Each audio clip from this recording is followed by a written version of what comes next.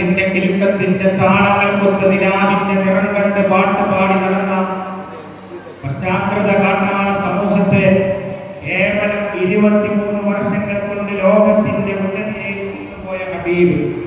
പെണ്ണെന്ന് പറഞ്ഞാൽ ആ പെണ്ണിന്റെ കൈ പിടിച്ചുകൊണ്ട് കറുവറുത്ത കരിമ്പാറ് കൊണ്ട് ആ പെണ്ണിന്റെ തല കടിച്ചുകൊണ്ട് കുഴിച്ചു മൂടിയിരുന്ന രംഗമായിരുന്നു. ആ പെണ്ണെന്ന് പറഞ്ഞാൽ ആ പെണ്ണിനെ അങ്ങനെ ആക്രമിക്കുന്ന, കൊല ചെയ്യുന്ന, ജീവനോടെ കുഴിച്ചു മൂടുന്ന ഒരു കാലഘട്ടത്തിലാണ് ഹബീബുനാ മുഹമ്മദ് മുസ്തഫ സല്ലല്ലാഹു അലൈഹി വസല്ലമ തങ്ങൾ ഈ ലോകത്തേക്ക് കടന്നു വന്നു. അങ്ങനെ അല്ലാഹുവിന്റെ ഹബീബ് നബി മുഹമ്മദ് മുസ്തഫ സല്ലല്ലാഹു അലൈഹി വസല്ലമ തങ്ങൾ കുഴിച്ചു മൂടപ്പെട്ട പെണ്ണിന്റെ ഖബറിന്റെ മുകളിലെ മണ്ണ് തന്റെ കയ്യിൽ വാരിയെടുത്തുകൊണ്ട് ലോകത്തോട് വിളിച്ചു പറഞ്ഞൊരു വചനമുണ്ട്. അല്ലാഹുവിന്റെ ഹബീബ് പറയുന്നു, കുന്നലഹു സിത്റൻ മിനന്നാർ. ആരെങ്കിലും പെൺകുട്ടിയെ വളർത്തി കഴിഞ്ഞാൽ നാളെ അവർക്ക് നരകത്തിന്റെ മറയാണെന്ന് ഹബീബ് നബി മുഹമ്മദ് മുസ്തഫ സല്ലല്ലാഹു അലൈഹി വസല്ലം. അതുകൊണ്ട് പ്രിയപ്പെട്ടവരെ, സഹോദരിമാരെ, ഈ സഹോദരിമാർക്കൊക്കെ ഇവിടെ ജീവിക്കാനുള്ള ഒരു സ്വാതന്ത്ര്യം, ഒരു പൗരത്വം നേടുന്നത് ഹബീബ് സല്ലല്ലാഹു അലൈഹി വസല്ലം തങ്ങളാണ്. ആ ഹബീബിനെ കുറിച്ച് നമ്മൾ ആ ഹബീബിന്റെ ജന്മദിനത്തിന്റെ സുദിനത്തിലാണ് നമ്മളൊക്കെ ഒരുമിച്ച് കൂടിയിട്ടുള്ളത്. അതുകൊണ്ട് പ്രിയപ്പെട്ടവരെ, ഹബീബ് സല്ലല്ലാഹു അലൈഹി വസല്ലം തങ്ങളോട് നമുക്ക് മുഹബ്ബത്ത് വേണം. ആ ഹബീബിനോട് നമ്മുടെ മനസ്സിന്റെ മനോഹരത്തിൽ നമുക്കൊരു ഇഷ്ടം വേണം. അങ്ങനെ ഉണ്ടായി കഴിഞ്ഞാൽ നമുക്ക് രക്ഷയാണ്. അല്ലാതെ നമ്മൾ എത്ര മൗലൂദ് പാരായണം ചെയ്താലും, എത്ര പരിശുദ്ധമായ ഖുർആനിന്റെ വചനങ്ങൾ എടുത്തു നോക്കിയാലും, എത്ര നമ്മൾ ഓതിയാലും, പ്രിയപ്പെട്ടവരെ, എത്ര ഇബാദത്തുകൾ നമ്മൾ ചെയ്തിട്ടും കാര്യമില്ല. ആ ഹബീബിനോട് സ്നേഹമില്ല എങ്കിൽ നമ്മളൊന്നും ചെയ്തിട്ട് കാര്യമില്ല. പ്രിയപ്പെട്ടവരെ, ഒരൊറ്റ സംഭവം പറഞ്ഞുകൊണ്ട് ഞാൻ എന്റെ വാക്കുകൾക്ക് വിരാമം കുറിക്കാം. അല്ലാഹുവിന്റെ ഹബീബ് നബി മുഹമ്മദ് മുസ്തഫ അവിടുത്തെ നക്ഷത്രതുല്യനായ സ്വഭാവത്തിനോട് സംസാരിക്കുമ്പോൾ ഒരു അറാബിയായ മനുഷ്യനായിട്ട് കടന്നു വരുന്നു.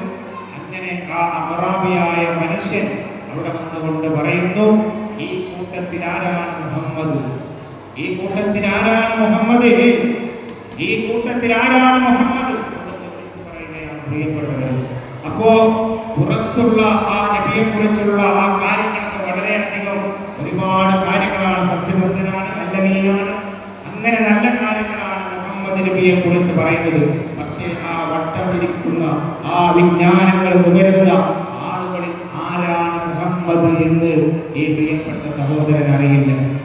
അങ്ങനെ ആ സഹോദരൻ അവിടുന്ന് വിളിച്ച് ചോദിക്കുമ്പോൾ ഇവിടുന്ന് അല്ലാഹുവിന്റെ ഹബീബ് അവിടുന്ന് വിളിച്ച് പറയുകയാണ്, അന മുഹമ്മദുർ റസൂലുള്ളാഹ്, ആരാണ് മുഹമ്മദ് റസൂലുള്ളാഹി സല്ലല്ലാഹു അലൈഹി വസല്ലം തങ്ങളെന്ന് പറയുകയാണ്.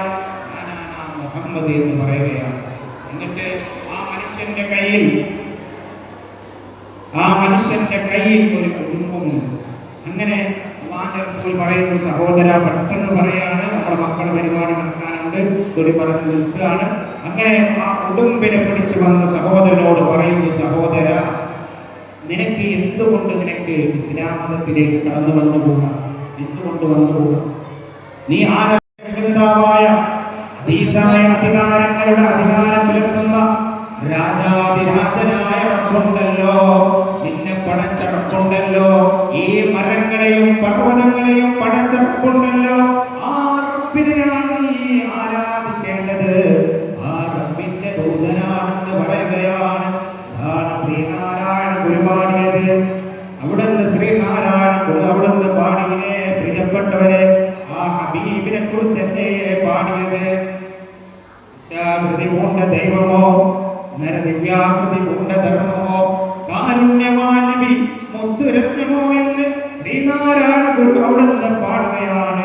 ആ കാരുണ്യത്തിന്റെ കരകാളാ സാഗരമൊരുക്കിയ ഹബീബ് നബി മുഹമ്മദ് മുസ്തഫ സല്ലല്ലാഹു അലൈഹി വസല്ലം തങ്ങൾ അവിടുന്ന് പറഞ്ഞു കൊടുക്കുകയാണ്, അതുകൊണ്ട് മുസ്ലിമായിക്കൂടാ. ആ സമയത്ത് നിന്റെ കയ്യിലുള്ള ഈ കുടുംബം അതിനെയും പരിപാലിക്കുന്നത് അല്ലാഹുവാണ്. അല്ലല്ല ഉള്ളല്ല സകവാദി ശക്തനേശ് രാജാതിരാജനായ അല്ലാഹുവാണെന്ന് പറഞ്ഞു കൊടുക്കുകയാണ്. അങ്ങനെ പ്രിയപ്പെട്ടവരെ, ആ ഉടുമ്പിന് അദ്ദേഹം ഒരു ഡിമാൻഡ് വെക്കുകയാണ്. ഈ ഉടുമ്പിന് നിങ്ങൾ റസൂലാണെന്ന് പറഞ്ഞാൽ ഞാൻ ഇസ്ലാമിലേക്ക് വരാം.